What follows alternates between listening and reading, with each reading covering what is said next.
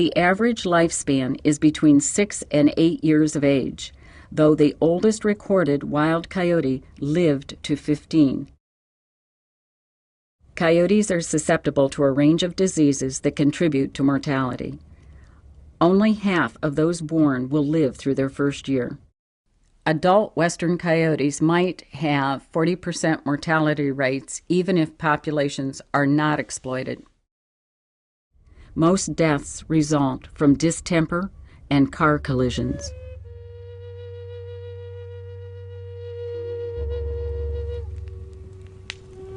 He was on his way to Zuni to get married on that Saturday, and on the way there, he ran across a gambling party. A number of other animals were there. He sat in for a while, pretty sure of himself. Like he is, sure that he would win something. But he lost everything. And that included his skin, his fur, which was the subject of envy of all the other animals around. Coyote had the prettiest, the glossiest, the softest fur that ever was, and he lost that. So some mice, finding him shivering in the cold beside a rock, felt sorry for him. "This poor thing, beloved," they said, and they got together just some old scraps of fur and glued them on Coyote with pinyon pitch.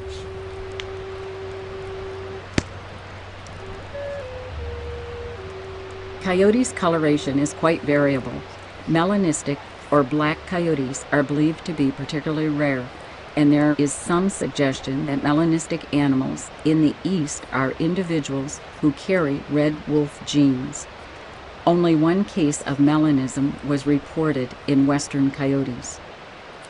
Normal coloration is a patchwork of cream, black, gray, and red, but entirely blonde coyotes exist as well.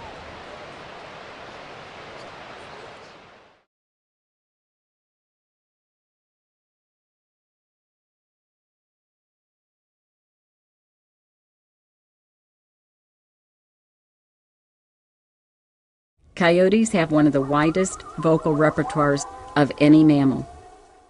That there's about a dozen different vocalizations. But there's, a basic 4 that can be hybridized with others. And the most common is the group yip howl, and that's its territorial announcement. It's often initiated by the alpha male or female, and it's very like a territorial bird singing in the spring as far as the message it gives. This is my territory, we're here, we're going to defend it. And then there's vocalizations between individuals of the same pack, the most common one being a lone howl, and that's like, I'm over here feeding, and are you over there somewhere? And wolves do the same thing. And then there's alarm call, that's a variation of a bark or a bark howl, and it's a threat. For example, if you see a bear wander by a coyote den, you'll see those coyotes barking at the bear. And then the last one is a variety of vocalizations that we kind of lump into a thing where we're really not sure. But we call them lone howls and yip howls and yaoos, and the functions aren't really clear, but it looks to be that most of them have to do with communications within the individuals of the same pack. We've identified a new vocalization since the wolves have been reintroduced, and when the wolves are coming into a coyote's territory, it's a yip howl that has a lot higher tenor. So we're kind of calling it a bark yip, and it's a series of put together vocalizations that is something we never heard until the first day we were out there when coyotes were really upset at a bunch of wolves that had made a kill in their territory. So we've got a new vocalization on our hands that seems to be only parlayed out when wolves are around. So that's interesting. How'd that come about? Is that something that's genetically been there that's just been woken up, or did they create this, or mystery?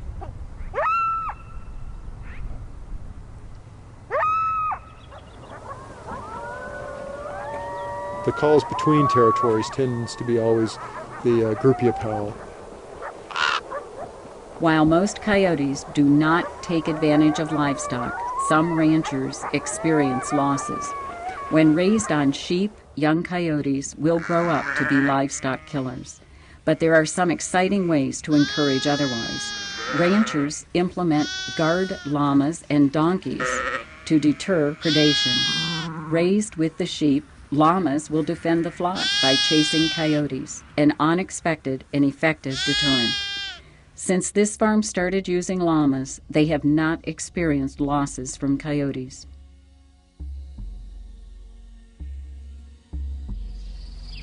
One possibility explaining why eastern coyotes are larger is that it may be a phenotypic or physical response to the food supply.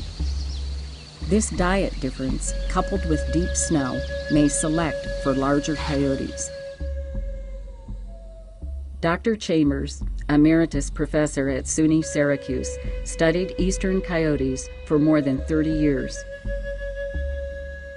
I think probably size would be the main difference between the eastern and western coyote at this point in time. I think our animals tend to be darker on average than the western coyotes and may tend to prey more on large mammals.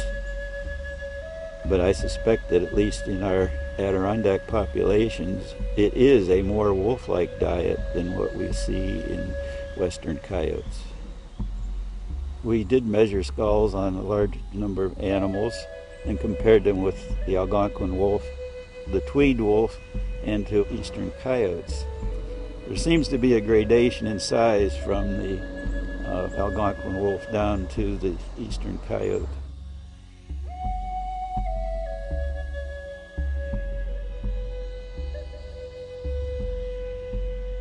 Coyotes are monoestrous. They mate only once a year, around February.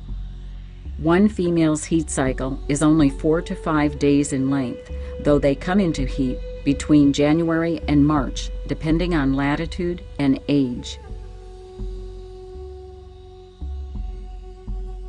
Coyotes are somewhat monogamous, too. Pairs will stay together for several years.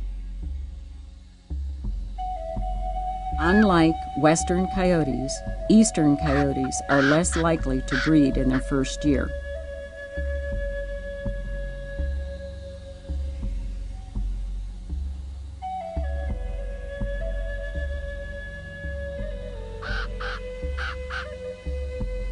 The male carries its tail erect during courtship, a possible correlation between courtship and aggression.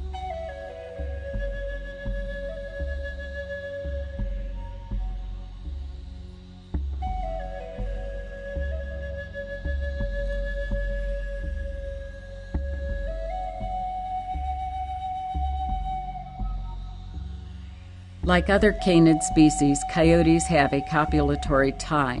Tie-ins last about 15 minutes.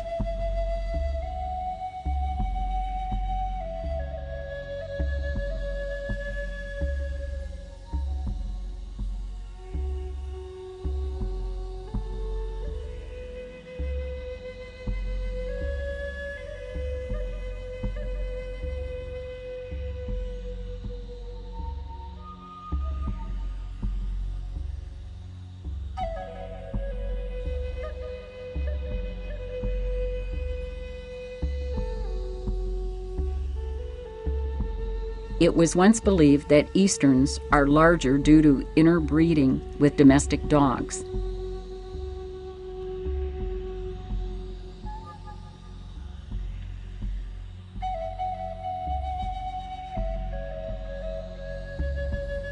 Hybrids are called coy dogs.